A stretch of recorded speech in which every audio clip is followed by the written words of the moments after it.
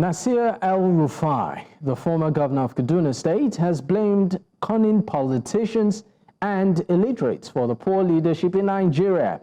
He believes that the problem starts with the leadership recruitment process, where a majority of the delegates who elect candidates are illiterates. El-Rufai made this comment at a national conference on strengthening democracy in Nigeria, organized by the Centre LSD and partners. He emphasized that he is not leaving the ruling All Progressives Congress, that's the APC, despite recent rumors, but wants the party to change. Interestingly, El-Rufai's comments come after a meeting with the leadership of the Social Democratic Party, which sparked speculation about his potential departure from the APC. However, he denied these claims, stating that he is committed to reforming the APC from within. But before, of course, I invite my guests, let's take a listen to some of the things he said. Though I'm a founding member of the APC has left me behind. I'm still there where we were. We wanted to form a progressive party that will fight corruption, revamp the economy, and restore security to Nigerians. That was the objective of forming our party. And we all came from that party. After forming the party, we went out of our way to recruit others that we feel could add value to the party. We went to the residence of His Excellency Vice President Atiku Abubakar, invited him to join the party. We are not afraid of inviting heavyweights who are potential presidential aspirants, even though many of us were Buhari supporters. But we were not scared. We wanted a broad-based coalition that will address the problems of Nigeria, and we were successful in it. But why the APC today? I don't recognize it, as I said. It has left me behind. I still believe that the purpose of political contestation in Nigeria still remains revamping the economy, restoring security, and fighting corruption. The problems are still there. However, I no longer believe that my party believes in confronting those problems. So the distance between me and the APC is widening. It has left me, it's driving at very high speed away from where I am, but I remain where I am because these problems remain the living problems of Nigeria, and they have to be addressed, and the only way to address them is through the instrumentality of political party. Well, that's the former governor of Kaduna State, Nasir El-Rufai, there speaking at a function, basically discussing, of course, what the APC has become and that it's a party cannot recognize. I'd like to bring in my guest at this time. Luka Binniyat is the national spokesperson for Middle Belt Forum. He joins virtually from Kaduna State. Thank you so much for your time. Thank you very much, Dapo, and good evening, viewers. Good evening. I mean, it's interesting that you're in Kaduna State. I believe you're pretty much resident there, and the person who just spoke now is a former governor of the state, saying that the reason why the APC was formed, which of course is a founding member of, the APC being the ruling party now, was to fight corruption, ensure economic progress and security, but right now it doesn't seem to recognize the party.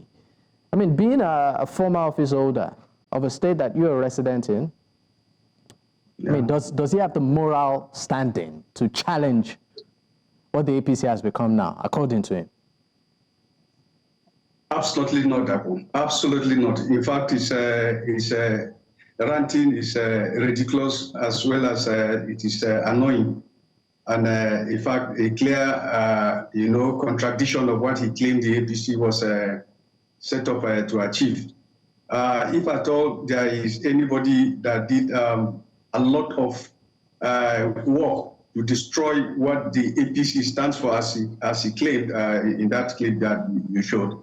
I don't think anybody other than El-Rufai and perhaps the former president, Muhammadu Buhari, did as much to destroy what the APC stood for, as El-Rufai claimed. He was absolutely down below zero when it comes to leadership skills and, good governance. He was not there at all. So he doesn't have any moral standing whatsoever, not a modicum of it to criticize what's going on today. Can you give us specifics why you think it was down below zero, even while he was governor? Well, he claimed that he was out, the APC was formed to, bring economic prosperity, to bring development and to bring security. Each of these points are a clear contradiction of what he did as the governor of Kaduna State. And I am speaking as somebody who is a native of southern Kaduna, which is part of the Middle Belt. The Middle Belt, as you may know, is made up of areas in the so-called northern Nigeria that we are not under the rule of the Sokoto Caliphate and the Kanem-Borno Empire. The Middle Belt in Kaduna State is made up of 12 local governments out of the 23 local governments that made up Kaduna State. So we form more local governments, the Middle Belt form more local government in Kaduna State and the northern part of the state. I don't want to bore you with that detail. Let me go straight to some of the points I'm trying to enumerate. When it comes to economic empowerment, or is it economic growth, El-Rufai took Kaduna State far backward, I'm sure below 1960. Why am I saying so? El-Rufai came and met debts. In fact, he campaigned on the debts that Kaduna State was owing as one of his major areas which was going to tackle if he became governor. But in the end, what did he do? He borrowed 10 times more than that and left the incumbent worse off with so much burden of debt to pay. And some of his officials have been arrested and undergoing all kinds of interrogation because of the kind of slips they are accused of. So El-Rufai did not bring any economic improvement to Kaduna State at all. In fact, there was so much capital flight. The little investments that came couldn't even operate well because of the insecurity, which we directly accuse him of causing. So El-Rufai was also a strong factor of disunity, of division.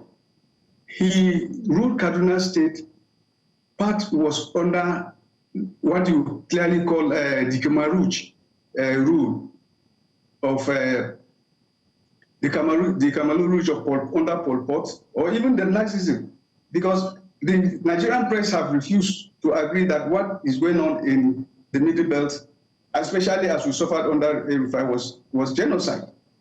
And the people that were perpetrating it, we kept saying it without flinching an eyelid, that it is ethnic Fulani militias. And El-Rufai clearly sided with them. So he under his tenure, security festered to the highest, to the extent that he himself said that he was able to trace the people that were killing Southern Kaduna people back to their countries of residence in some West African countries. And instead of making arrangements for them to be arrested and brought to justice, he compensated them. That means he paid them.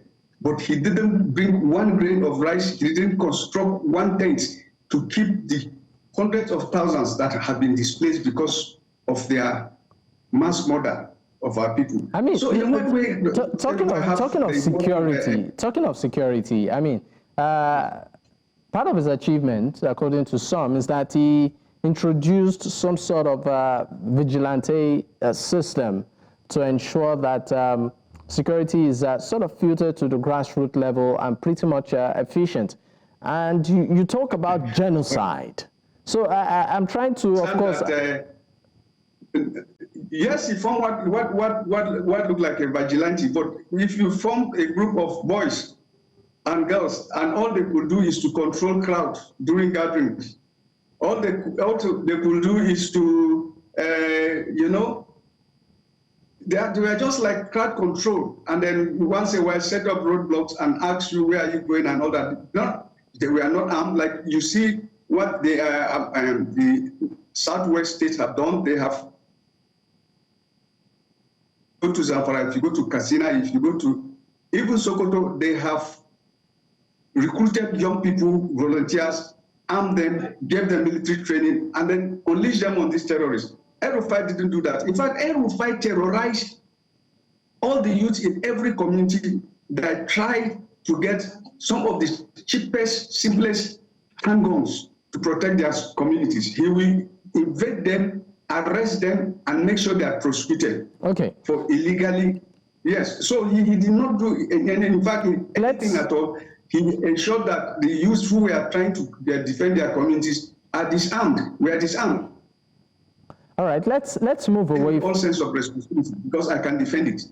All right, let's move away from what he did as governor to some of the issues he highlighted, from a broader perspective when it comes to leadership. He faulted the selection process, for instance, where he said that a gross majority of the delegates are illiterates. And for that reason, maybe not better enlightened when it comes to making political decisions. Do you think that is? Do you think that a gross majority of those that eventually determine the political future of this country are illiterates? For instance, maybe even at the polling units, at campaign grounds, at the primaries, you hardly see enlightened people there. As more of maybe people that are not so politically, sound. Well, you see, that's the arrogance that El-Rufai always exudes when he, finds himself to speak at a privileged gathering. Yes, given the fact that he was exposed to Western education and he's quite a smart guy, he was able to learn to speak and write very well, and he went to school, achieved good grades. So he can claim to be one of the educated intellectuals, one of the educated political elite in Nigeria, no doubt about that. But I think it is unfortunate for him to write down all the delegates, to write off all the delegates that produce candidates as illiterates. And because I know that they are not illiterates, in the part of the state that I come up, there is no child that is below the age of 12 years that cannot read and write. That can be put to test. So we don't have illiterates in Southern Kaduna, and they form also part of the delegates that normally produce candidates. Having said that, what has his first class achieved in politics? With all his intelligence, what has it translated to in terms of leadership? It's not the certificate you wield. It is the humanity in you. It is the natural ability in you to dispense leadership with justice and fairness and equity, and with the fear of God, and with morality, with all of El-Rufai's intelligence. When it comes to practical application of leadership, El-Rufai is down zero. So are you saying that for some who might be speculating that maybe he's gone in for the top job, that's being president, are you saying as the national spokesperson of the Middle Belt Forum that the person of El-Rufai maybe his capacity to be president of this country is questionable? Do I have to say that? When El-Rufai when he ruled Kaduna State was under uninterrupted tyranny of 8 years. Ask every child on the street, ask the thousands, hundreds of thousands of workers who were sacked, ask people whose homes were demolished, even against court orders. He put in jail for opposing him. Ask traditional leaders that he arrested, disgraced, clamped them in jail, and dethroned them. Can I end counting the terrible horror that Kaduna State faced under El-Rufai? If he translates that to, if Nigeria makes the mistake of bringing up somebody like El-Rufai close to the seat of power at the national level, we are doomed. And I stand this and I say this with all sense of responsibility. El-Rufai has no capacity. El-Rufai has no moral standing. He doesn't even have the skills at all to rule, to lead a country without letting his negative elements of bigotry, of favoritism, of cruelty, of, if you like, by what we are seeing, his officials are being dragged for corruption And everything that will drag a country backward, El-Rufai does not have, as far as we are concerned in the Middle Belt Forum, El-Rufai is not qualified to be president of Nigeria in any measure at all. What do you make of the APC government in the last years? Well, the APC government is a product of El-Rufai, of course. He keeps bragging how he was the architect of the Muslim tickets. The APC government has started on a very terrible experiment. Unfortunately, the president brags it as having the courage, to implement what he said many didn't have. And that courage has translated to a lot of suffering. Nigeria has never had it so bad. Our currency has not gone so bad. The purchasing power of the Naira has never been so low in the history of this country. So the APC government is carrying out policies that are clearly not, for now, the interest of the masses. But there is something that they are doing, which I think is giving some glimpse of hope, which is the aspect of securing our areas, our communities. I want to give him a pass mark there, because where I come from, it's far, far better now. It's much more secure than it used to be when El-Rufai was governor and Muhammadu Buhari was the president of Nigeria. But when it comes to economic and social issues, Nigeria is not. All right, let's also look at this in tandem with, of course, some of the reforms or suggestions that you feel can be done to make our electoral process better. I mean, we saw elections last year in states like Edo State, in Ondo State. There are still strong reservations as regards our electoral process, saying it's not transparent or even credible enough, right? We see cases where politicians, even after elections, they end up in tribunals and in court. And at the end of the day, it's the court that decides the final winner. I mean, what reforms will you suggest? Well, you see, the problem with Nigeria is not the problem of laws. It's not the problem of policies. It's the problems of the managers and the implementers and the drivers of these laws and policies. You can do all the reforms you want. Who will ever have thought that the 2023 general election will become so compromised as we eventually saw in the presidential election? Everybody believed that Bivas was going to work very much and that election for the first time was going to count. But in the middle of the presidential election, the technology which we were so reliant on suddenly stopped working. And the end product is what? A lot of people believe that the coming to power of Bola Tinubu was not by popular vote. In the end, it was the court. It was the Supreme Court that affirmed him there. So it's also true for other for the gubernatorial elections and even other tiers of election. So no matter how you reform the electoral process, as long as the people that are supposed to drive it will only easily get compromised, it's going to be very tough to get it right. So I am not too worried about, I'm not too concerned about reforms, electoral reforms. Who are the implementers? Who are the people that are going to police this reform and ensure that they work? As long as we don't have them, it's still a waste of time. Still a waste of time. But I would suggest that we have something like an election tribunal where people who commit electoral offenses will be severely punished, because I keep saying that. But we already have such. We have electoral. I mean, people go to the tribunal after elections, and at the end of. I'm trying to something, not election tribunal. Sorry, I am trying to say something like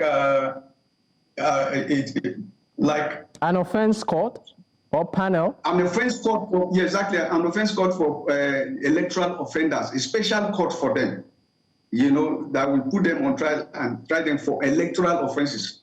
Not tribunals, that's where you appeal whether you win or you lost and all that. No, I'm talking of a special court that will try electoral offenders. Because if we are able to make votes count in Nigeria, every other thing will take care of itself. The arrogance, the tyranny, the corruption that is being displayed by elected people will automatically stop, because they know that if they don't perform well, they don't have a chance of coming back. But as long as votes do not count, our leaders will always get away with what they want. So it doesn't matter whether you elect them or not; they know that they will come back. So the electoral reform is very, very paramount. All right. What is electoral reform for? If the drivers of the reforms are in the end not going to do it, so you are still back to square one. All right, Ms. Luka Binniyat, National Spokesperson for the Middle Belt Forum. Thank you so much for your time on the program. It's been a pleasure. It's my pleasure. Thank you very much, Dr. All right. I appreciate it.